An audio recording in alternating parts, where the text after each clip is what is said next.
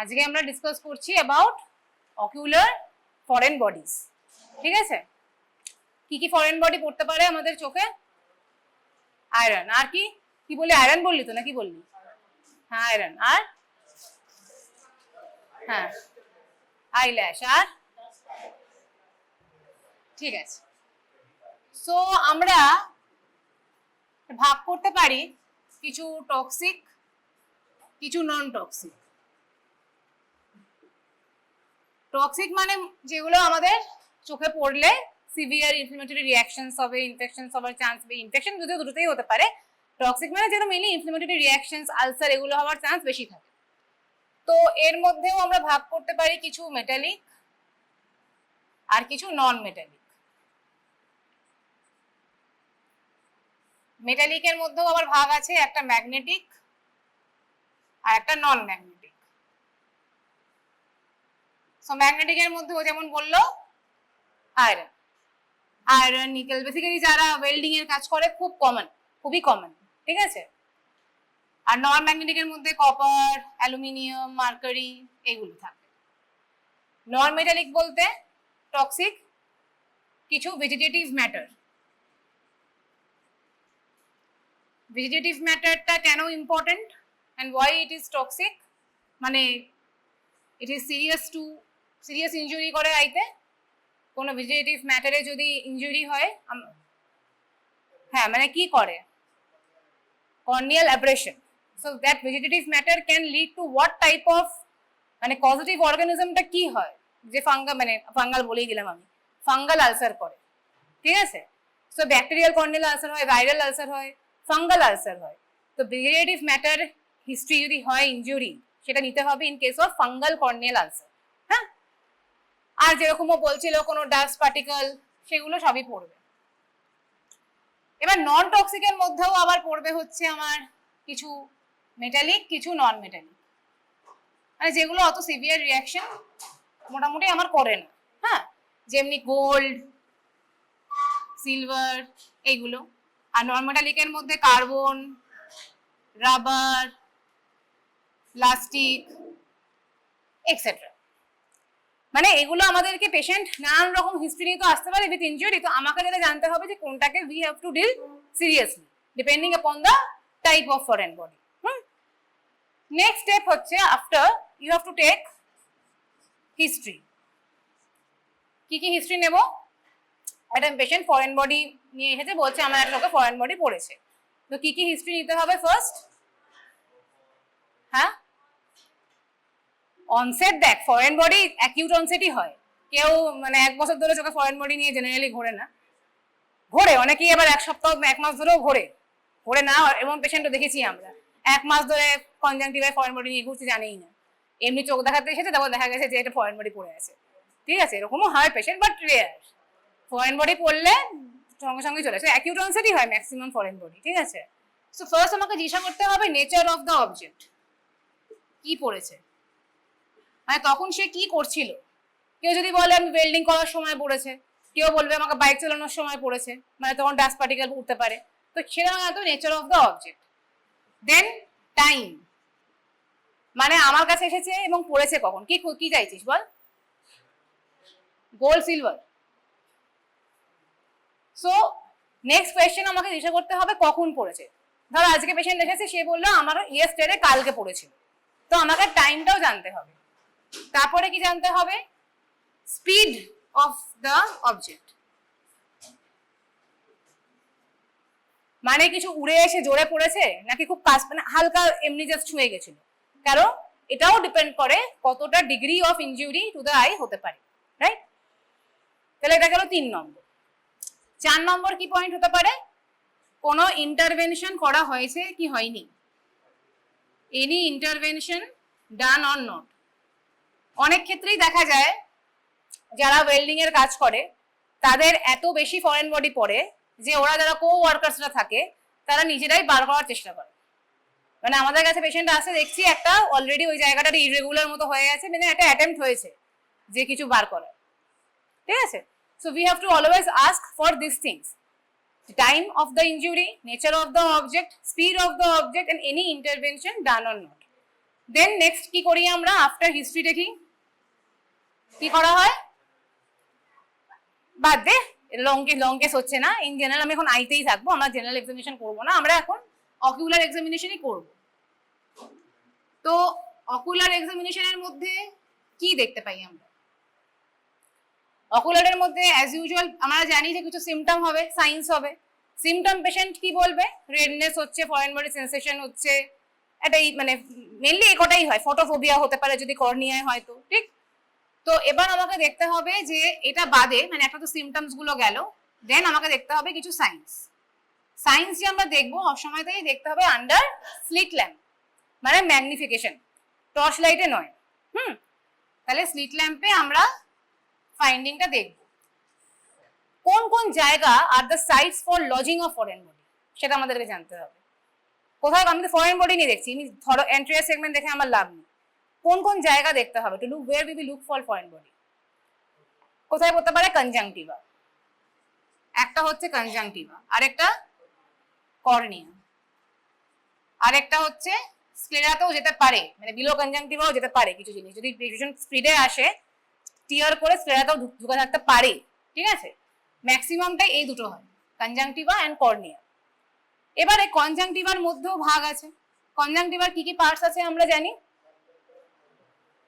Palpebral, Balbir, আর তিনটে part আছে কনজাংটিভার। আর যেখানে প্যালপেব্রাল বালবার মিট করছে ওই জায়গাটাকে কি বলে, ফর্নিক্স, ঠিক। তাহলে আমাকে এই তিনটে জায়গায় দেখতে হবে, palpebral, Balbir and ফর্নিক্স। Palpebral conjunctiva কিভাবে দেখি আমরা, একটা তো নিচে এরকম নামিয়ে, আর যদি ওপরে ঢুকে থাকে we have to evert the lid.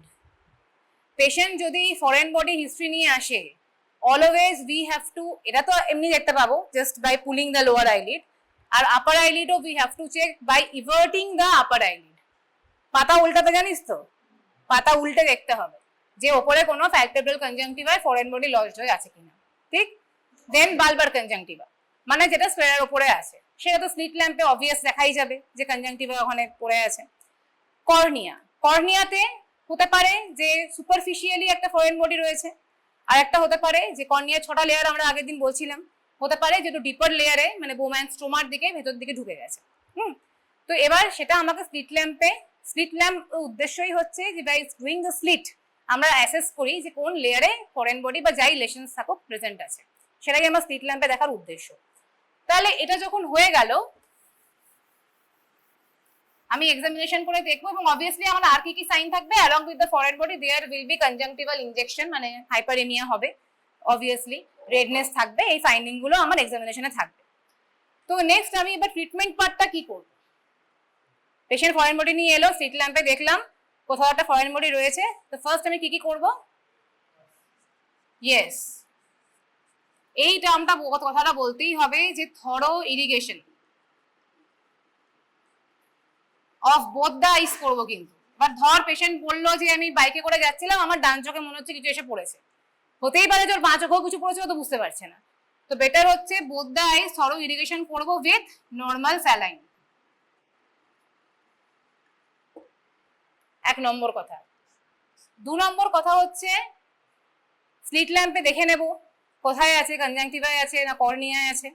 Conjunctiva cornea যেখানেই থাকুক দুটো পসিবিলিটি থাকতে পারে, একটা হতে পারে যে লুজলি অ্যাটাচড হয়ে রয়েছে, আর একটা হতে পারে ডিপ লেয়ারে রয়েছে। কর্নিয়াতে ডিপলি কোথাও স্ট্রোমা বা কোথায় রয়েছে, বা এটা হতে পারে লুজলি অ্যাটাচড রয়েছে। যদি লুজলি অ্যাটাচড থাকে তখন আমরা কি করি, মানে কোনো এপিথেলিয়ামের ওপরেই রয়েছে, বেশি কোনো লেয়ারে ঢোকেনি, সে কনজাংটিভার ওপরে হোক কি কর্নিয়ার ওপরেই হোক, তখন আমরা কটন বার্ডস হয়। সো যাই করব after application of topical anaesthesia. Topical anaesthesia কি, টপিক্যাল অ্যানাস্থেসিয়া আমরা জানি না, জাইলোকেন এগুলো টপিক্যাল, টপিক্যাল অ্যানাস্থেসিয়া মানে ড্রপ ফর্মে পাওয়া যায়। প্রোপ্যারাকেন, প্রোপ্যারাকেন এটাই ইউজ হয়, হ্যাঁ 0.5%। ব্র্যান্ড নেম হচ্ছে প্যারাকেন, আমরা ক্লিনিক্সে যখন আসবি আউটডোরে প্যারাকেনই বলি। অ্যাকচুয়াল নাম হচ্ছে প্রোপ্যারাকেন, এটা কম্পোজিশনটা প্রোপ্যারাকেন। যাই করবো পেশেন্টের চোখে প্যারাকেন দিয়েই করতে হবে, তাহলে তো অবভিয়াসলি ও তো ব্লিঙ্ক করবে চোখে যেই আমি হাত দিতে যাবো। তো যদি লুজলি অ্যাটাচ থাকে তাহলে একটা ময়েসেন্ট কটন টিপ অ্যাপ্লিকেটর বা কটন বাড যেটা বলছিলাম, কটন টিপ অ্যাপ্লিকেটরটা দিয়ে by simple rolling movement, foreign বডিটা এখানে রয়েছে, বাই সিম্পল রোলিং মুভমেন্ট আমরা ফরেন বডিটাকে বার করে নেব। কেন এটাকে ভেজাতে বলছি, ময়েসেন্ট কেন বলছি, কোনো ড্রপ দিয়ে, নাহলে ফাইবার্স গুলো লেগে যাবে। আমাদের তো টিয়ার ফিল্মটা রয়েছে, ওখানে ফাইবার্স গুলো আরো ইরিটেশন করতে থাকবে, সেই জন্য ব্যাপারটাকে আগে ভিজিয়ে নিতে হবে। কোনো আই ড্রপ, অ্যান্টিবায়োটিক ড্রপস বা প্যারাকেন দিয়ে ভালো করে ভিজিয়ে নিয়ে বাই সিম্পল রোলিং মুভমেন্ট আমরা বার করে দেবো ফরেন বডিটা। কিন্তু যদি এবার এটা ডিপ কোনো লেয়ারে থাকে, মানে ধর স্ট্রোমার ভেতরে ঢুকেছে, তখন তো সিম্পল রোলিং মুভমেন্টে যাবে না, তাহলে তখন আমায় কি করতে হবে, 26 গেজ নিডল, 26 গেজ নিডল দিয়ে আমাদেরকে অ্যাটাচ করতে হবে একটা 5 ml বা 2 cc সিরিঞ্জের সাথে, দিয়ে we have to scrape off a little epithelium, কারণ ভেতরে ঢুকেছে, এপিথেলিয়াম একটু স্ক্রেপিং করতে হবে, then we have to remove the foreign body. অনেক সময় কি হয়, in case of iron foreign body, একটা দেখা যায় ধর ফরেন বডিটা এখানে পড়ে আছে, এটা ফরেন বডি, এর সাইডে একটা রাস্ট রিং তৈরি হয়, বিশেষ করে ধর 1-2 দিন, অনেক ফরেন বডি এমন হয় যে 1-2 দিন পরে আসে, ঠিক আছে, তখন এই রাস্ট রিংটাকে সরানোর জন্য একটা ব্রাশ পাওয়া যায়, অ্যালজার্স ব্রাশ বলে, এগুলো এমনি এমসিকিউ পাবে জেনে রাখার জন্য। আমরা ম্যাক্সিমামটাই 26 গেজ নিডল দিয়ে বার করি এই যা ফরেন বডি হয়, ঠিক আছে। আর অনেক ক্ষেত্রে দেখবি বলা হয় ওই ম্যাগনেটিক দিয়ে বার করে, কোনো ম্যাগনেটিক সাবস্টেন্স থাকলে ম্যাগনেটের দিয়ে বার করে, বাট আমাদের ডে টু ডে প্র্যাকটিসে we always prefer 26 gauge needle, right. এবারে এগুলো করার পরে আমরা নেক্সট স্টেপ কি করব, তাহলে আমরা ওয়াশ দিয়েছি, ওয়াশ দেওয়ার পরে আমরা দেখলাম যে ফরেন বডি যদি ফার্মলি লুজলি অ্যাটাচ না ফার্মলি অ্যাটাচ, লুজলি অ্যাটাচ থাকলে আমরা কটন টিপ অ্যাপ্লিকেটর দিয়ে সিম্পল রোলিং মুভমেন্ট করে বার করছি, আর যদি ফার্মলি থাকে লেয়ারে থাকে তাহলে আমরা 26 গেজ নিডল দিয়ে বার করলাম। দেন নেক্সট স্টেপ কি হবে, আমি একটা ইন্টারভেনশন করছি, so to prevent any sort of infection we have to give topical antibiotics, এটা কিন্তু মাস্ট দিতেই হবে। হ্যাঁ, কারণ তুমি যাই করছো, তুমি তো একটা চোখের মধ্যে ওর কটন টিপ অ্যাপ্লিকেটরটাও ঢোকাচ্ছ, বা একটা ফরেন বডি তো পড়েছে, তার থেকে তো ইনফেকশন হওয়ার চান্স এমনিই রয়েছে, রাইট। সো কখনো পেশেন্টের ফরেন বডি থাকলে we have to give antibiotic at least for 2 to 3 days বা 4 days, আমরা 1 week বলেছি সেফ সাইড থাকার জন্য, যে 1 week এর অ্যান্টিবায়োটিক লাগাও, রাইট। এবারে পেশেন্টকে কিছু জিনিস বলে দিতে হবে পেশেন্ট এডুকেশনের জন্য, একটা ফরেন বডি যখন পড়ছে কি কি, সেই সময় পেশেন্টকে কি কি বলবো।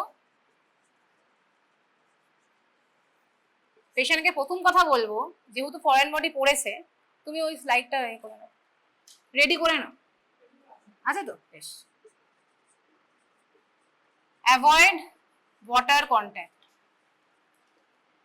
ঠিক 1 নম্বর। কেন ওয়াটার দিলে কি হবে, দেখ ব্যাপারটা হচ্ছে আজকে ধর এপিথেলিয়াম কিছুটা কম্প্রোমাইজড হচ্ছে, কোনো ফরেন বডি পড়েছে, এমনি একটা চান্স অফ ইনফেকশন রয়েছে, এবার তার মধ্যে তুই ধর ওয়াটার দিচ্ছিস, অনেকে কি হয় পন বাত করছে, আর হ্যাঁ জলটা পরিষ্কার নয়, সেখান থেকে আরো সুপারঅ্যাডেড ইনফেকশন হওয়ার চান্স থাকে, সেই জন্য আমরা বলি জায়গাটাকে অ্যাজ মাচ পসিবল জল না লাগিয়ে ক্লিন এমনি রাখতে, ড্রপ দিতে, কোনো জল অ্যাটলিস্ট 2 to 3 days না লাগাতে, ঠিক আছে। So avoid water contact, number 1। আর কি সেকেন্ড পয়েন্ট হচ্ছে ওয়্যার প্রোটেক্টিভ গগলস, যারা ওয়েল্ডিং এর কাজ করে, ঠিক আছে, অনেকেই কি করে, যারা চশমাটা মানে দেখবি বড় বড় গ্লাস পাওয়া যায়, এত বড় বড় সাইড কভার হয়ে থাকে, বাট ম্যাক্সিমাম লোকে ওটা পরে না, সেজন্যই এতগুলো ফরেন বডি আসে। তো ওটা বলতে হবে যে একটা প্রোটেক্টিভ গগল কিন্তু পেশেন্টকে পরে থাকতে হবে, ঠিক। তাহলে পেশেন্টকে আমরা তাহলে কি কি বলবো, এবং আরেকটা হচ্ছে যে do not do any intervention,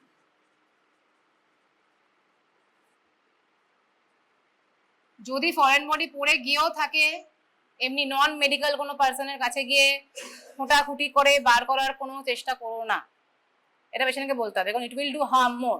তারা কি দিয়ে বার করছে, কি করছে, আরো ইনফেকশন হবে, আরো খারাপ হতে পারে। এমনও হতে পারে যদি কর্নিয়ার খুব ভেতরে ঢুকে গেছে ফরেন বডি, ওটাকে বার করতে গিয়ে কর্নিয়া রাপচার হয়ে যেতে পারে।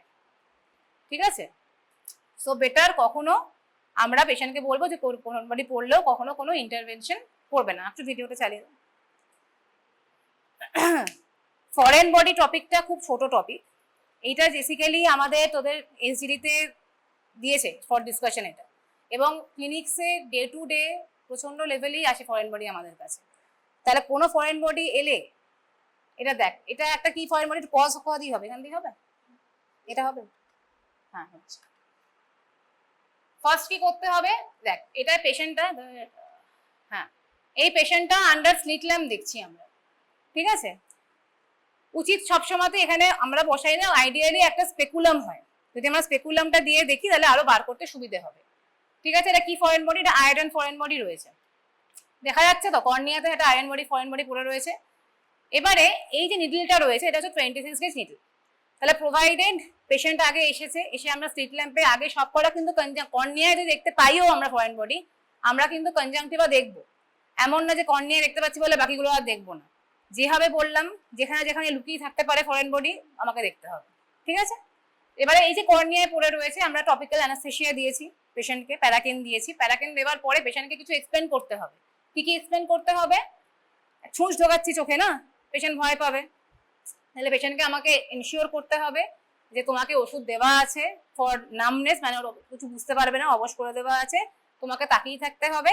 যদি আমরা স্পেকুলাম না বসাই, তো যেমনি এখানে স্পেকুলাম নেই, আর তুমি বড় বড় করে তাকিয়ে থাকবে, তোমার কোনো ভয় লাগবে না। এটাও বলে দিতে হবে যে এর ছুঁচটা খুব পাতলা, এটা কিছু তোমার ক্ষতি করবে না, ঠিক আছে। তাহলে এটা পেশেন্টকে আগে বুঝিয়ে দিতে হবে, এক্সপ্লেন করে দিতে হবে। আফটার এক্সপ্লেনিং দ্য পেশেন্ট, এবারে আমরা দেখ এটা একটু ডিপ লেয়ারে আছে, এটা খুব সুপারফিশিয়াল লেয়ারে নেই যে সেই সিম্পল রোলিং মুভমেন্ট আমরা তুলে দিতে পারবো। তাহলে কিভাবে বার হচ্ছে, 26 গেজ নিডলটা রয়েছে, একটা attach to 5 cc or 2 cc syringe দিয়ে আমরা এবারে ওটাকে বার করব। আগে আমাকে পুরো দেখতে হবে, এই যে দেখ মার্জিনটা এটা এখন লুজ করলাম, দেখলি ভেতরে ঢুকেছিল, তো আগে আমাকে সাইডে মার্জিনটাকে একটু লুজ করে দিতে হবে, যে ওটা কতটা ভেতরে ডিফেক্টটা ভেতর দিকে হয়েছে। এরপরে সাইডটা লুজ হওয়ার পরে খুব আস্তে আস্তে, এই দেখ খুব আস্তে আস্তে করে এবার আমাকে ফরেন বডিটা বার করতে হবে।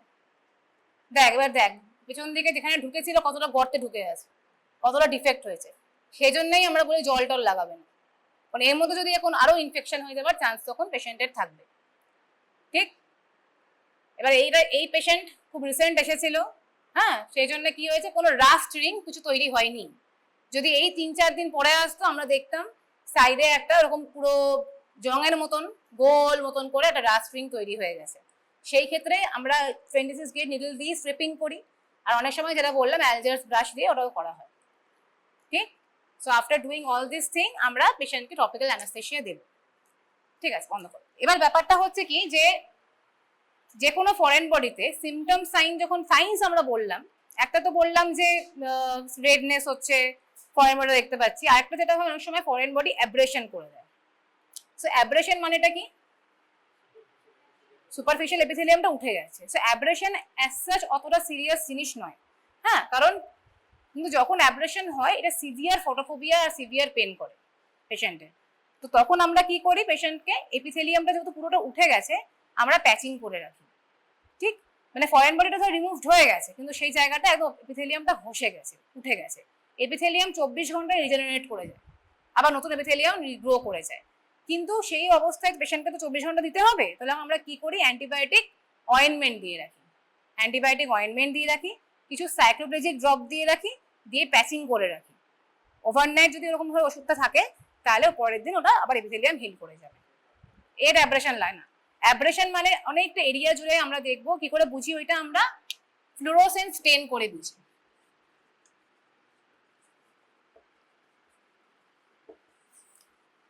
সো আমরা যখন এক্সামিনেশন করছি, after seeing all the things, conjunctiva, cornea যাই হলো, যদি আমি সাসপেক্ট করি যে কোথাও কোনো এরিয়াতে কর্নিয়াল অ্যাব্রেশন হয়ে আছে, আইডিয়ালি আমার একটা ফ্লুরোসেন্স স্টেন করা উচিত to see the extent of abrasion, কতটা হয়েছে। তাহলে সেই বুঝে আমাকে অ্যান্টিবায়োটিক ড্রপ বা অয়েনমেন্ট যাই হবে আমাকে দিতে হবে। আর আমাদের তার সাথে যদি অ্যাব্রেশন থাকে তাহলে একটা কি দিতে হবে বললাম, সাইক্লোপ্লেজিক ড্রপ দিতে হবে। কি কি সাইক্লোপ্লেজিক ড্রপ আমরা জানি? অ্যাট্রোপিন, হোমোঅ্যাট্রোপিন, এগুলোই মেনলি আমরা দিই, ঠিক আছে? তো ফ্লুরোসেন্ট স্টেন, ফ্লুরোসেনের ব্যাপারটা কি জানিস কি? ইউভি লাইট নয়, ফ্লুরোসেন্ট যে স্ট্রিপ থাকে, একটা স্ট্রিপ পাওয়া যায়, ঠিক আছে? সো ফ্লুরোসেন্ট তুমি যদি স্টেন করি তাহলে ফ্লুরোসেন্সের ফিজিক্সটা কি কি কেন এক্সাইটেড হচ্ছে? আমি কি লাইটে দেখি? স্লিট ল্যাম্পে আমরা কোবাল্ট ব্লু লাইটে দেখি। ফ্লুরোসেন্স কি বলে? ফ্লুরোসেন্ট কি কালার বেরোয়? গ্রিন। সো আমি ব্লু লাইট দিয়ে এক্সাইট করছি, তাতে গ্রিন লাইটের বেরোচ্ছে, মানে স্মল ওয়েভলেন্থ লাইট দিয়ে এক্সাইট করলে বেটার ওয়েভলেন্থ লাইটের লাইট এমিট হচ্ছে। এটা তো ফ্লুরোসেন্সের কনসেপ্ট। তাহলে স্লিট ল্যাম্পেও আমাদের অনেকগুলো ফিল্টার থাকে। নর্মাল তো আমাদের যে ফিল্টার হোয়াইট মানে ইয়েলো লাইটে দেখি আমরা, আর একটা কোবাল্ট ব্লু ফিল্টার। তো যখন ফ্লুরোসেন্স দিয়ে আমরা স্টেন করি, আমরা কোবাল্ট ব্লু ফিল্টারের আন্ডারে দেখি। যদি এমনি নর্মাল কর্নিয়া স্টেন নেয় না, এপিথেলিয়াম যদি ইনট্যাক্ট থাকে, তো টিয়ার ফিল্মটা আলাদা হয়, কিন্তু কর্নিয়া স্টেন নেয় না। কিন্তু যদি কোথাও কর্নিয়াল এপিথেলিয়াল ইরেগুলারিটি থাকে, অ্যাব্রেশনে যেটা হচ্ছে, আলসারে যেটা হচ্ছে, সেই ক্ষেত্রে কিন্তু স্টেনটা নিয়ে নেবে। এবং সেই স্টেনটা থেকে আমরা অনেক কিছু বুঝতে পারবো যে কতটা এক্সটেন্ট অফ অ্যাব্রেশন হয়েছে। যদি আলসার হয়ে গিয়ে থাকে তাহলে আলসারের ডেপথ বুঝতে পারবো, ফ্লোর বুঝতে পারবো, এগুলো আমরা সব বুঝতে পারবো। তাহলে এটা গেছে ফ্লুরোসেন্স স্টেনের ইউজ, ঠিক আছে? তাহলে একটা শর্ট রিভিশন আমি দিই, এর আজকে টপিক বেশি বড় কিছু নেই। তাহলে আমাদের কি কি টাইপ অফ ফরেন বডি হয় বললাম? টক্সিক, নন টক্সিক, মানে ইনফ্লেমেটরি রিঅ্যাকশন কারা করছে বা কারা করছে না। তো টক্সিকের মধ্যে কে কে পড়ছে? মেটালিক, নন মেটালিক। মেটালিকের মধ্যে আবার কিছু ম্যাগনেটিক রয়েছে, কিছু নন ম্যাগনেটিক। ম্যাগনেটিকের মধ্যে আয়রন, নিকেল এগুলো থাকবে, নন ম্যাগনেটিকের মধ্যে কপার, মার্কারি, অ্যালুমিনিয়াম এগুলো থাকবে। আর নন টক্সিকের মধ্যে এই নন ম্যাগনেটিক, নন মেটালিকের মধ্যে ভেজিটেটিভ ম্যাটার। ভেজিটেটিভ ম্যাটারটা কেন ইম্পর্টেন্ট? ফাঙ্গাল কর্নিয়াল আলসার করে। তো আলসার পেশেন্ট যখন আমার কাছে আসবে, we have to always ask যে কোনো history of injury by vegetative matter হয়েছে কিনা, রাইট?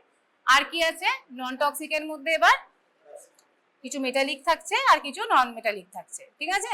তো ওগুলো বাদে নন টক্সিক। এবার পেশেন্ট যখন আমার কাছে ফার্স্ট আসছে, we have to ask from some history, যে কখন time of onset, nature of the object, কি স্পিডে এসেছে, কোনো ইন্টারভেনশন হয়েছে কিনা।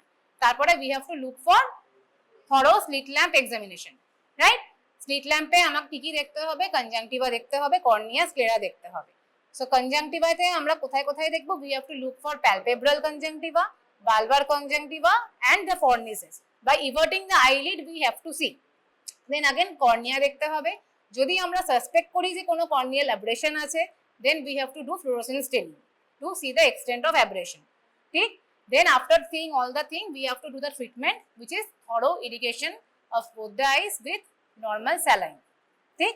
Then second point কি? irrigation করবার পরে we have to look for যে foreign body loosely attached আছে না firmly কোথাও ঢুকে গেছে। যদি loosely attached থাকে, by simple rolling movement of cotton tipped applicator moistened, we have to remove the foreign body. And then if it is firmly penetrated any of the layer, then by 26 gauge needle we have to scrape off little epithelium, and then we have to remove the foreign body. And also we have to look for there is any rust ring or not, okay? Ar key point? Then we have to do we have to give topical antibiotics, and we have to educate the patient that we have to avoid water contact, wear protective glasses, and do not do any intervention, okay? ঠিক আছে?